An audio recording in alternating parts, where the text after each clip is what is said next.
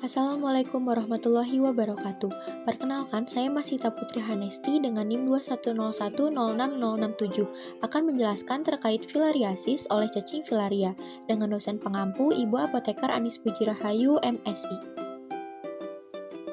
Definisi, filariasis atau yang lebih dikenal dengan kaki gajah adalah penyakit parasit yang disebabkan oleh cacing filaria.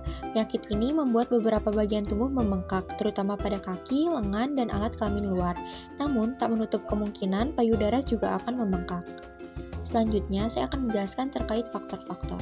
Yang pertama, tinggal di daerah tropis atau subtropis seperti Afrika, Asia Tenggara, India, dan Amerika Selatan. Yang kedua, memiliki sistem kekebalan tubuh yang lemah. Dan yang terakhir, tinggal di lingkungan dengan sanitasi yang buruk. Kemudian, epidemiologi di dunia. Data WHO menunjukkan bahwa filariasis telah menginfeksi 120 juta penduduk di 83 negara di seluruh dunia, terutama negara-negara di daerah tropis dan beberapa daerah subtropis. Di Regional Southeast Asia atau SEAR, yaitu Bangladesh, India, Indonesia, Maldives, Myanmar, Sri Lanka, Thailand, dan Timor Leste, menurut Kementerian Kesehatan tahun 2014. Selanjutnya, epidemiologi di Indonesia. Pada tahun 2018, terdapat 10.681 kasus filariasis yang tersebar di 34 provinsi. Angka ini menurun dibandingkan tahun sebelumnya. Hal ini dikarenakan beberapa kasus dilaporkan meninggal dunia dan adanya perubahan diagnosis sesudah dilakukan konfirmasi kasus klinis kronis yang dilaporkan tahun sebelumnya. Terlihat pada tabel, dari tahun 2014 terjadi penurunan hingga tahun 2019.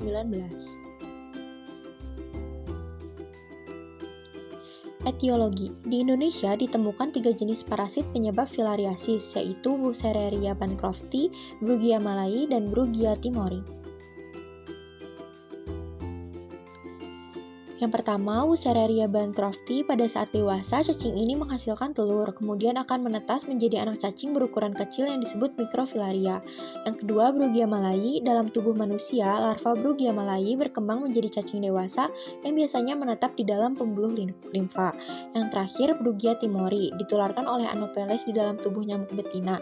Mikrofilaria yang terisap waktu menghisap darah akan melakukan penetrasi pada dinding lambung dan berkembang dalam ototoraks hingga menjadi larva filariform infektif, kemudian berpindah ke proboscis. Selanjutnya ada patofisiologi. Yang pertama, nyamuk menghisap darah. Larva L3 menembus kulit, kemudian berubah menjadi cacing dewasa dalam saluran limfe. Cacing dewasa menghasilkan mikrofilaria yang bergerak masuk ke dalam peredaran darah. Kemudian nyamuk menghisap darah. Mikrofilaria menembus dinding lambung dan pindah ke otot toraks. Mikrofilaria berkembang menjadi larva L1, L2, L3. Kemudian larva L3 bergerak ke bagian kepala dan probiosis nyamuk. Larva L3 dalam tubuh manusia akan berkembang menjadi cacing dewasa atau makrofilaria. Kemudian cacing ini menghasilkan ribuan anak cacing per hari. Anak cacing yang berada di peredaran darah tepi akan terhisap oleh nyamuk. Kemudian melalui gigitannya, nyamuk akan menularkan kembali pada orang lain. Nah, untuk larva L3 yaitu Brugia malai dan Brugia timori, waktunya itu 3,5 bulan. Gejala yang terjadi yang pertama itu demam berulang-ulang selama 3-5 hari. Kemudian pembengkakan kelenjar getah bening tanpa ada luka di daerah lipatan paha, ketiak yang tampak kemerahan, panas, dan sakit. Kemudian radang saluran kelenjar getah bening yang terasa panas dan sakit yang menjalar dari pangkal kaki atau lengan ke arah ujung. Dan yang terakhir terjadi abses akibat pembengkakan kelenjar getah bening yang dapat pecah dan mengeluarkan nanah serta darah. Kemudian pengobatan dietil karbamazin sitrat atau DSC. DSC merupakan obat filariasis terpilih terhadap mikrofilaria dan makrofilaria. Mekanisme kerjanya yaitu dapat melumpuhkan otot mikrofilaria sehingga tidak dapat bertahan di tempat hidupnya dan mengubah komposisi dinding mikrofilaria menjadi lebih mudah dihancurkan oleh sistem pertahanan tubuh. Yang kedua ada albendazole.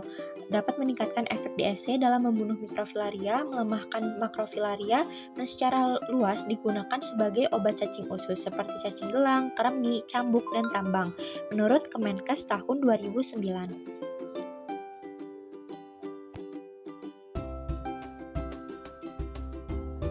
Kemudian ada daftar pustaka dari sumber yang saya pakai. Terima kasih atas perhatiannya, mohon maaf atas semua kesalahan.